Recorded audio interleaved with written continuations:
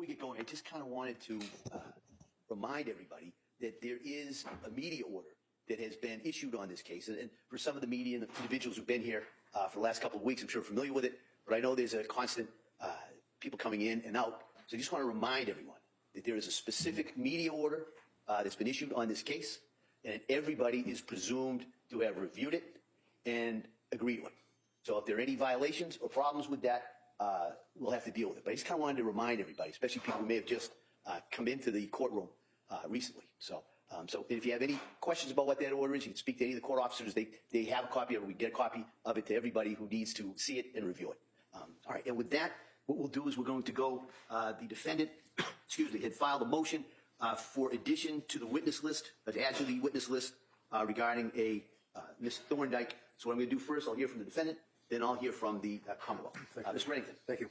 Your Honor, basically, as the motion speaks for itself, there is a woman, her name is Emily Thorndike, who's a LACSW here in Massachusetts. She owns and is an independent operator of her own clinical social work establishment called Wise Mind Therapy. Your Honor has her resume. She graduated from Dover Sherburne High School, received a Bachelor of Arts in Sociology from Harvard College, master's degree from BC, 2019, is licensed in Massachusetts. And interestingly enough, she did work at the McLean Hospital in the very short-term unit that the doctor was testifying that Lindsay was in for 5 days in January of 22 into 23. She worked for 5 years as a mental health specialist from May of 2014 to May of 2019. She was a clinical social worker manager of that unit from 2019-2021. So she's basically got about 7 years and 7 months of experience working in that unit for a majority of that period of time, full-time employee, and then for 1 year as a supervisor. She left, as the court is aware from the motion. I vetted her out. I obviously would be concerned if there's any so-called axe to grind, if you will, any lawsuits pending. Were you fired? Did you have any difficulties? Any claims for harassment, hostile workplace? Absolutely nothing. She has friends that are still employees that still work at McLean. And I do not know this woman. I have literally never met her. Her involvement in this case came about after one of the prosecutors, I don't recall which, made it out on direct examination that McLean is some kind of a five-star institution where the doctors, the psychiatrists, the psychotherapists, the counselors were all banging into each other in the hallway trying to interview Ms. Clancy, who was just blithely refusing care and treatment, which is not the case. Patrick testified as to his observations. The court is aware that Patrick's testimony clearly, in all fours, landed on the fact that it was clear to him that there was no staff that was available other than kids behind plexiglass on their cell phones. She colored, she took walks, there was no therapy. She didn't speak to any therapists or counselors. So now the jury is left with that image that McLean is purportedly some kind of a five-star hospital because they're affiliated, quote unquote, with Harvard, which you from your practice, I'm sure, as I know from my practice, is far from the truth as can be possible, in my opinion. But it doesn't matter what my opinion is. I could cross-examine somebody till the cows come home. It doesn't matter. This woman posted a video on TikTok, which, much like yourself, I'm sure, I hardly know what TikTok is, but I received an email from one of the very, very active people in the community of TikTok saying, look, you got to check this video out. So I did. This is about a week ago, maybe longer now. When I saw her video saying that she could not stand for, and I quote, the lies and the misrepresentations from that witness stand about McLean Hospital, I then said to my private investigator, Bob Jones, I said, Bob, I can't find this woman because she had a pseudonym name or whatever. He went, we wrote, he called her, left messages. She never got back to us for like 3 days. He went to her house. He sat out in front of her driveway. She came home from work. They interacted. He waved, didn't want to scare her.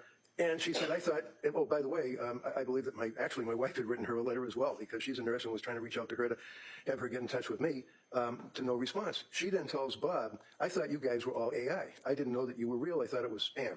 He then gave me her number. I spoke to her. She told me exactly what I put in the affidavit or in the motion, and she is available, ready, willing, and able to testify to an employee's observations over 7 years, including as a supervisor, as to what woeful environment McLean Hospital offers, especially on holidays such as major holidays like New Year's, which is fine. We all enjoy New Year's.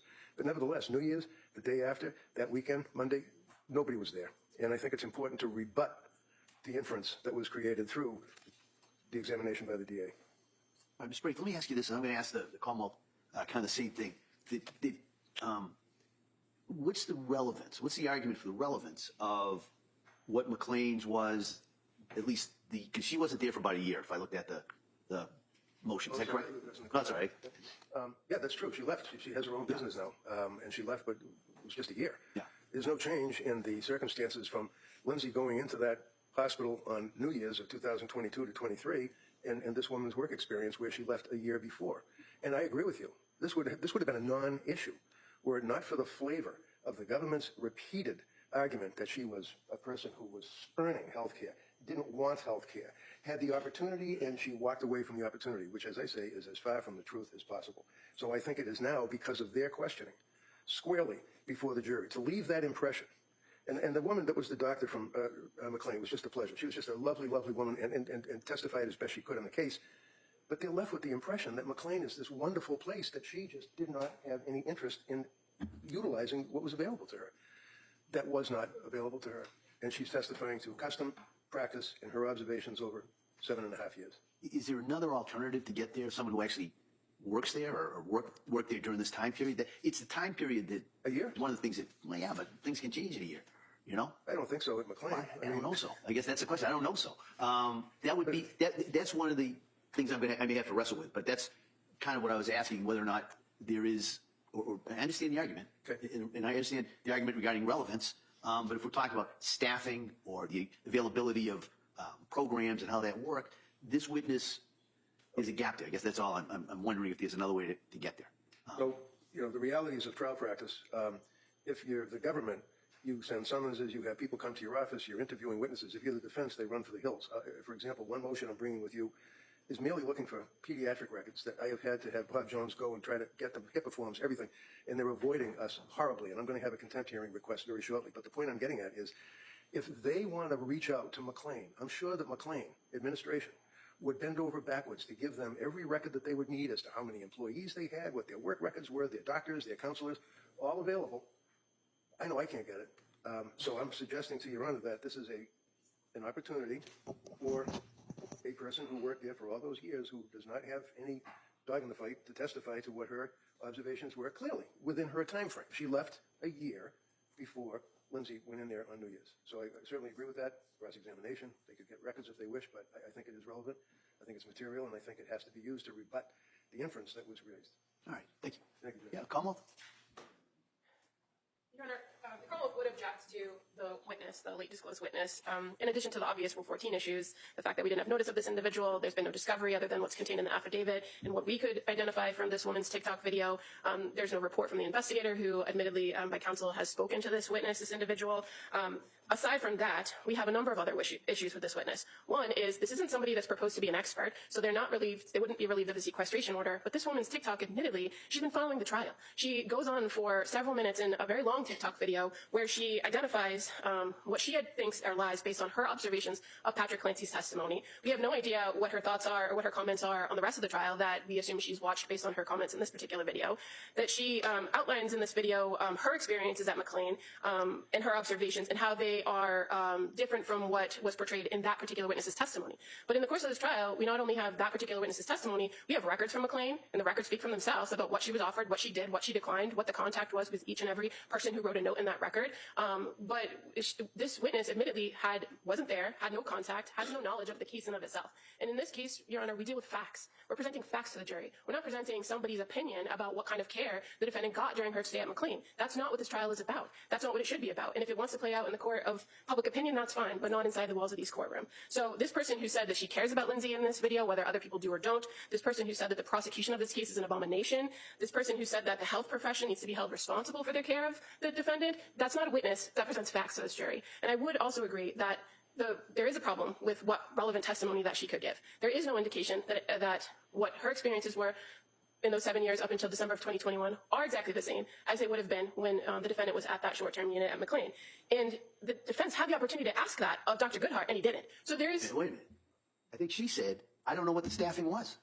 Didn't she say, I don't know how many people were on? I don't know if it was a skeleton crew? She said on that particular weekend she didn't know what the staffing was. Well, but she wasn't asking... That's the only weekend we're talking about.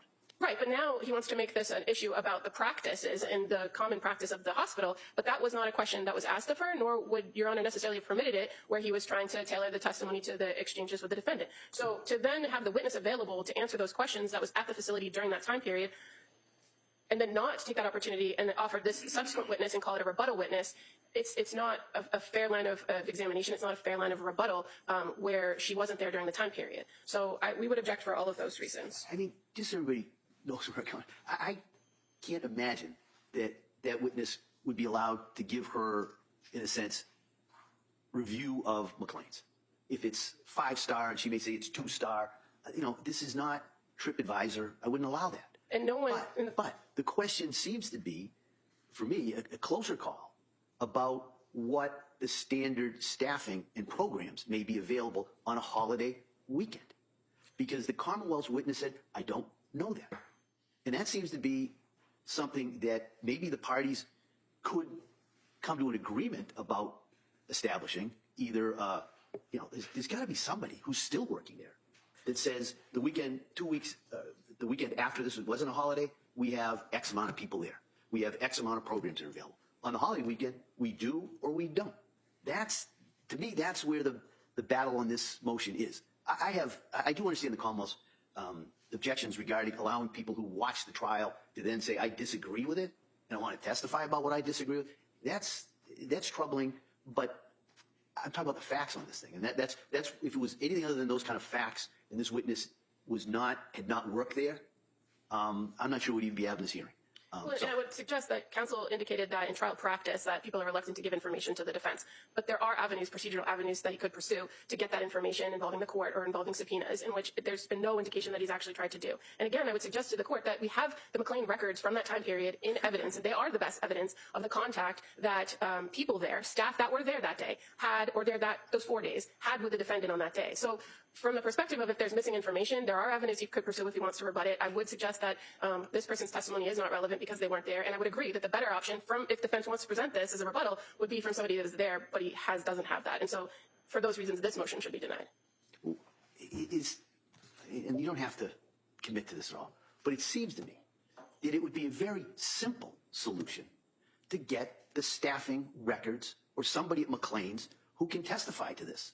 What was the program availability on the mid-December weekend, if you went in there, as opposed to the weekend of New Year's? And it may be no different whatsoever, and that kind of eliminates the argument. So I think probably the best way to deal with this is to maybe have a voir dire of this witness as to what, so then the record's clear too. But it also allows the parties to consider, while we're setting this up, maybe there's another way a lesser alternative, so to speak, that would reduce the prejudice to both parties. So Again, I don't know how a voir dire of this particular witness, who clearly wasn't there and didn't have contact with the facility during that time period, would answer Your Honor's questions. Well, but I do agree. Maybe we can find out. I can ask the questions, and we can see. I understand the problem that I kind of had as the case was going. The individual that was probably, you would anticipate, could talk about the staffing, the difference of a holiday weekend and a non-holiday weekend, said she wasn't aware of that. So I don't know that she said she wasn't aware of the difference. She said she wasn't aware of who was there on that weekend because she wasn't working that weekend. So I think there's a slight distinction in that. But again, the witness was available. Counsel could have crossed her on that, subject to any sort of objection, and we could have addressed it at that time when the witness was on the stand. But again, that witness is under summons, and if counsel wants to recall her, he can. There are avenues that he could pursue if he wants to pursue this line of rebuttal. That's short of calling this particular witness that's been proposed, is the point that the Commonwealth wishes to express. So I'm going to take this under advisement. I want to review it. But I'm inclined, just so everybody can kind of maybe make some idea where we may go with this, I'm inclined to have a voir dire, this witness or some other witness. So maybe the defendant can get somebody who hasn't watched the trial, because I do understand there's an issue regarding sequestration, but that may be a function of a trial like this that's being broadcast. How do we guard against that? But that's not going to affect really the relevance, the prejudice, the determinations I have to make, under all the rules, 401, 403, all of those considerations that I have to make. So I'm inclined to do that unless the parties can think of I won't say better alternative, that's not fair to this witness, a different alternative that might address everybody. We're going to be able to agree on anything, Judge, so it would really be up I know, to but the referee to make a decision. Right. What I'm trying to do is put that out there. If the parties can agree, I think the three of you know me. I don't have a problem making a decision. I really don't. But I just kind of wanted to give everybody that opportunity to maybe craft the solution. If I have to do it, that's kind of what I'm saying by saying I'll take it under advisement. So I'll let the parties know. I may just ask, Sure. Your Honor, if you're reviewing this, taking under advisement, that you do look in more detail at those records from McLean Hospital. Sure, And yeah. current evidence, so that Your Honor can see the extent of the contact, the extent of the notice of people who actually dealt with her. Because again, that is the issue. That is the factual issue here, is the contact that she actually had. Not what maybe she wasn't offered at other points, but what she had while she was there. So I ask that you just review All right. I'll review that. I'll review my notes regarding the doctor who testified from McLean's, and then we can deal with this. This would be a witness that would be called later in the trial anyway, so it'll give me a chance to do that, review that, get a decision to the three of you, and then we can, depending what happens, either schedule a voir dire or go from there. All right? But, all right, thank you for everybody for kind of agreeing to argue this a little bit earlier, so it'll give me a chance to review the records and the arguments.